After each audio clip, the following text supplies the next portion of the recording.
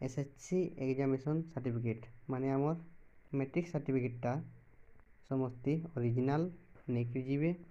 और तार जेरक्स भी रखिथे सब डॉक्यूमेंट्स फास्ट तो कही दूसरे सब डॉक्यूमेंट्स जेरक्स रखिथे किंतु ओरिजिनल धरिकी जीवे डॉक्यूमेंट्स वेरिफिकेशन ओरिजिनल ही लागसी। 2 नंबर रे अछि हमर certificate of passing Odia as language subject in the final examination